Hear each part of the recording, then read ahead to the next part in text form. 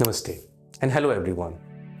आज हम रेस्पिरेटरी के एक ऐसे डिजीज़ के बारे में बात करेंगे जो कि ना हम आजकल ज़्यादा सुन भी रहे हैं और रेस्पिरेटरी में one of the most common disease के रूप में उसे देखा भी जा रहा है। यह एक ऑब्स्ट्रक्टिव एयरवे डिजीज़ है जिसे हम ब्रोंकियल अस्थमा कहते हैं। ब्रोंकियल अस्थमा यानी एक क्रोनिक एयरफ्लो लिमिटेशन डिजीज़ है जिसमें हम पेशेंट्स को सांस लेने में दिक्कत यानी शॉर्टनेस ऑफ ब्रेथ, खांसी, कफ, साथ ही साथ सीटी जैसी आवाज आना जिसे हम वीज कहते हैं, कोल्ड आना, स्नीज आना, इस टाइप के हम सिम्टम्स ब्रोंकियल अस्थमा में देखते हैं। ये जो सिम्टम्स होते हैं यह वेरिएबल इंटेंसिटी के होते हैं और साथ ही साथ इसमें हम सीजनल वेरिएशंस भी देख सकते हैं। अस्थमा जो कि हम हर एज ग्रुप के लोगों में बहुत कॉमनली पाए और देखे जा सकते हैं।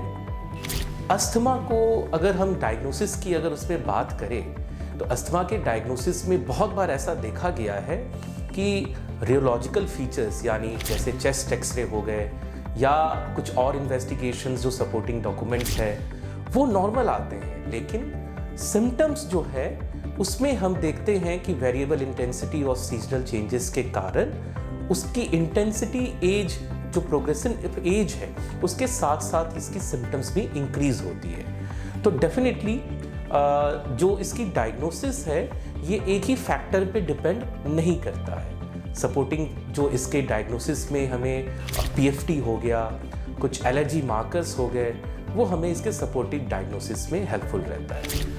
ज़्यादातर पेशेंट्स इसमें इसीलिए ठीक नहीं होते हैं क्योंकि वो ट्रीटमेंट वो खुद से ही बंद कर देते हैं। अस्थमा जैसे मैंने कहा कि एक प्रोग्रेसिव एयरवे डिजीज़ है, तो इसमें जो ट्रीटमेंट है वो बिल्कुल खुद से बंद नहीं करना चाहिए और इसका ट्रीटमेंट आगे कैसे चलना चाहिए वो बिना डॉक्टर के परामर्श से कृपया आप खुद से उसे कंटिन्यू ना करें। मेन जो ट्रीटमेंट है इसमें हम कहते हैं इनहेलेशन थेरेपी।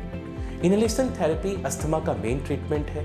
इसमें भी एक मिथ देखा जाता है कि पेशेंट्स को लगता है कि हम इनहेलेशन कब तक, क्यों और इतने लंबे समय तक क्यों लें। तो अगर आप डॉक्टर के परामर्श से अगर अस्थमा का ट्रीटमेंट इनहेलेशन थेरेपी लेंगे तो डेफिनेटली आपकी साइड इफेक्ट होने के जो चांसेस है वो बिल्कुल मिनिमल या बिल्कुल नेगेटिव में रहेगा। जैसे ही इसमें अस्थमा डायग्नोस होता है आगे चलकर इसमें डिफरेंट जो डायग्नोसिस है वो जरूर मिस नहीं होने चाहिए। अगर आपका अस्थमा बार बार परसिस्ट कर रहा है, एग्जर्वेशन बार बार आ रहा है, तो इसमें अदर डायग्नोसिस को भी रूल आउट कर लेना चाहिए। अस्थमा के जो पेशेंट्स हैं उसमें वैक्सीनेशंस का बहुत ही एक इम्पॉर्टेंट रोल है, तो डेफिनेटली वैक्सीनेशंस के बारे में समझकर डॉक्टर से उसकी वैक्सीनेशंस भी हो जानी चाहिए। और एक बहुत इंपॉर्टेंट फैक्टर है जैसे इसमें एलर्जिक और नॉन एलर्जिक दोनों फॉर्म में देखा जा सकता है। तो जो रिस्क फैक्टर्स हैं बहुत बार ऐसा देखा जाता है कि आपके आसपास ही रिस्क फैक्टर्स घूम रहे हैं। वो रिस्क फैक्टर आपके घर पे आपके खुद के जो पेट एनिमल्स हैं वो भी हो सकते हैं। आपके घर पे अगर आसपास अगर डोमेस्टिक अगर ऐसा एनवायरनमेंट है कि जिसमें आपके ग्रासेस अगर ऐसे हैं या कुछ ऐसे प्लांट्स हैं वो भी एक रिस्क फैक्टर्स हो सकते हैं। अगर आपके वॉल में फंगस लगा हुआ है तो वो भी एक रिस्क फैक्टर हो सकता है। तो डेफिनेटली अब सारी बातें अगर डॉक्टर से शेयर करेंगे तो जो रिस्क फैक्टर है अगर वो दूर होता है तो डेफिनेटली जो रेट ऑफ एग्जर्वेशंस या प्रोग्रेशन है वो डिजीज़ का स्टेबल या कंट्रोल किया जा सकता है। मैं doctor Sujit Gupta, international pulmonologist, Oracle health Matigara में आपकी सेवा के लिए मौजूद हूँ। ना ही ब्रोंकियल अस्थमा, रेस्पिरेटरी डिजीज़ से कोई भी अगर आपकी समस्या है तो आप यहाँ आ सकते हैं।